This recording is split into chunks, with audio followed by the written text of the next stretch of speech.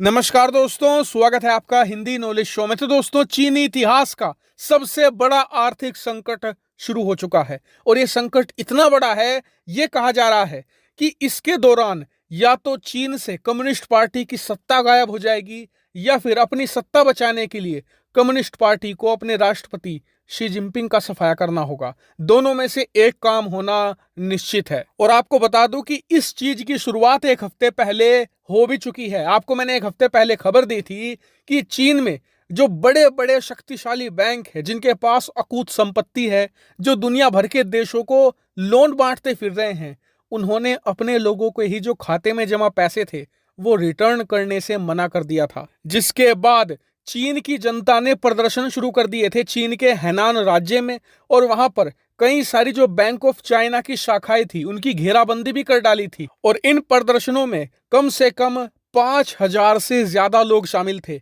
जिन्हें हटाने के लिए चीनी सरकार ने धन बल सब कुछ इस्तेमाल कर लिया, लेकिन ये हटे नहीं थे। उसके बाद सरकार ने इन्हें आश्वासन दिया और गारंटी दी कि आपका पैसा हम रिटर्न करेंगे, तब जाकर प्रदर्शनकारी हटे थे। लेकिन अब जो खुलासा हुआ है उसने तो चीनी जनता के पैरों तले जमीन खिसका दी है। दरअसल ये पूरा मामला बहुत कॉम्प्लेक्स है, मैं आपको आसानी से समझाता चलूंगा।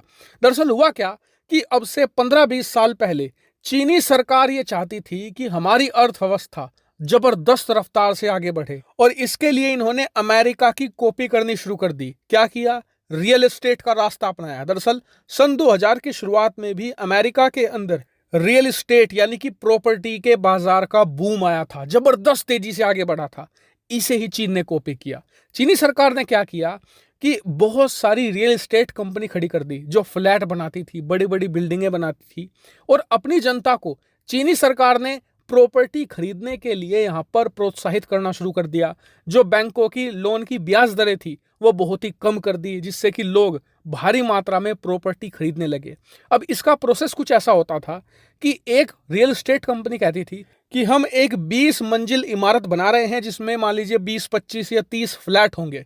अगर आपको खरीदना है तो आप हमें पैसा दे दीजिए, हम इतने साल के अंदर, 3 साल 4 साल के अंदर आपको फ्लैट रेडी करके दे देंगे। अब चीनी जनता ने क्या किया? ब्याज दरें बहुत ही कम थी, भारी मात्रा में लोन उठाना शुरू कर दिया बैंक से। अब इससे देखिए चीन की अर्थव्यवस्था को कितने फायदे थे। पहला फायदा तो ये कि बैंक लोन बांट रहे हैं, जिससे कि वो भी बड़े होते जा रहे हैं, शक्तिशाली होते जा रहे हैं, और चीन के छोटे छोटे बैंक आज दुनिया के 10 सबसे शक्तिशाली बैंकों की सूची में आते हैं। इतने शक्तिशाली हो चुके हैं चीनी बैंक।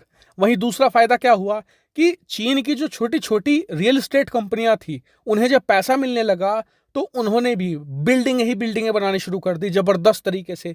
जो रियल एस्टेट कंपनी थी वो भी बड़ी होती चली गई, शक्तिशाली होती चली गई। तीसरा फायदा ये हुआ कि चीन की जो सीमेंट बनाने वाली कंपनी थी वो भी बहुत ज्यादा बड़ी हो गई, क्योंकि सीमेंट का इस्तेमाल बहुत ज्यादा बड़े लेवल पर हुआ। इतना ही नहीं, जो कंस्ट्रक्शन के लिए सामान सप्लाई करती थी वो भी अरबों अरबों डॉलर की कंपनियां बन गई। इतना ही नहीं, चौथा फायदा और सुनिए, वो ये हुआ कि जैसे ही बिल्डिंगें बनती थी तो इन्हें बनाने के लिए लोग भी तो चाहिए।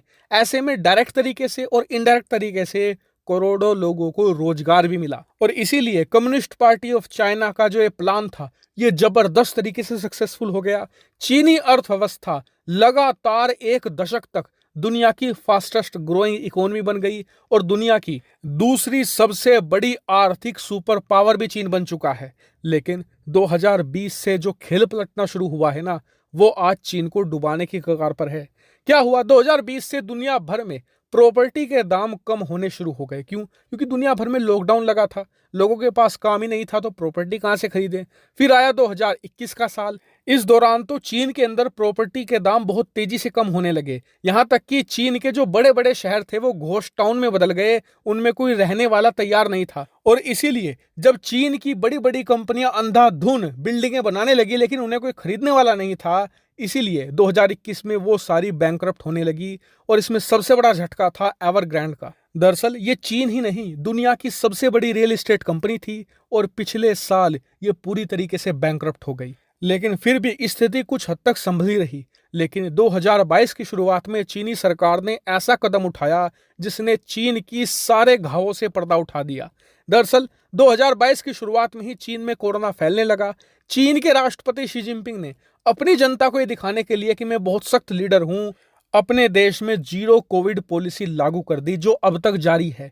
चीन के बड़े बड़े शहर महीनों से लॉकडाउन में पड़े हैं, लोगों के पास काम नहीं है, लोग अपनी नौकरियां गंवा चुके हैं और इसीलिए अब दो काम हो रहे हैं। पहला ये कि डिमांड कम होने की वजह से प्रॉपर्टी के दाम 50% से भी कम हो चुके हैं और इसी बात से गुस्सा कर जिन लोगों ने लोन लेकर प्रॉपर्टी खरीदी थी, अब उन्होंने अपनी किस्तों का बहिष्कार शुरू कर दिया है। स्क्रीन पर आप देख सकते हैं लोन की किस्तों का सामूहिक बहिष्कार हो रहा है और इसीलिए अब चीन पर सबसे बड़ी मुसीबत टूटने वाली है कि चीनी बैंकों ने खुश हो होकर लोन तो बांटे, लेकिन एक काम और किया था कि लोन बांटने के लिए आपके पास पैसा भी तो होना चाहिए। इसीलिए इन्होंने अपनी जनता को ये कहा कि आप बैंकों में पैसा जमा कीजिए, हम आपको जो नॉर्मल रेट होते हैं ना उससे ज्यादा ब्याज देंगे। और इसीलिए चीन के जो बिल्कुल निचले तबके के लोग हैं उन्होंने अपनी सारी की सारी जमा पूंजी बैंकों में जमा कर दी, क्योंकि आप जानते ही हैं कि आम लोगों के लिए तो बैंक ही सबसे सेफ रास्ता होता है। लेकिन अब मुसीबत यह है कि जो लेनदार है जिसने लोन लिया है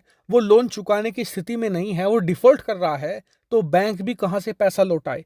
और इसीलिए एक हफ्ते पहले चीन के करीबन 4 बैंक डिफॉल्ट कर गए थे, उन्होंने पैसा देने से मना कर दिया था। लेकिन ये तो अभी शुरुआत है। चीन के अंदर अभी कहा जा रहा है कि दर्जनों शक्तिशाली ऐसे बैंक हैं जो धराशायी होने की बस कगार पर हैं। उन पर चीनी सरकार ने पर्दा डाला हुआ है, लेकिन आने वाले कुछ हफ्तों में पर्दा जैसी हटेगा चीन के अंदर एक मैसिव बैंक कोलैप्स होगा और तब होगा सबसे बड़ा संग्राम चीन में। चीन के वो करोड़ों लोग जिनकी जीवन भर की कमाई बैंकों में जमा थी वो सड़कों पर उतर आएंगे। वहीं चीनी सरकार ने सबसे बड़ी गलती ये कर दी है कि अब से एक हफ्ता पहले जब हैनान में 5,000 लोग इकट्ठा हुए थे तो वो उनके सामने झुक गए, उनका पैसा वापस देने को तैयार हो गए थे।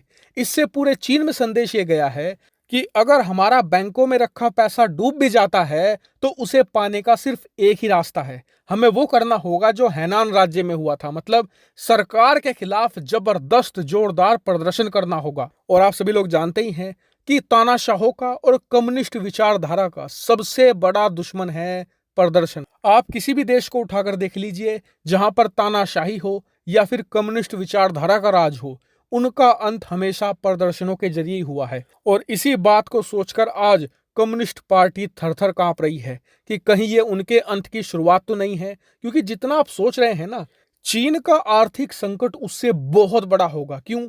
क्योंकि चीन हमेशा अपनी कमियों को 90% छुपाता है, 10% दिखाता है। और आर्थिक संकट की खूबी यह है कि आप इसे हमेशा के लिए नहीं छुपा सकते। हालांकि इस पर आपका क्या व्यू पॉइंट है, कमेंट करके जरूर बताएगा। फिलहाल इस वीडियो में इतना ही। Thank you very much for watching video.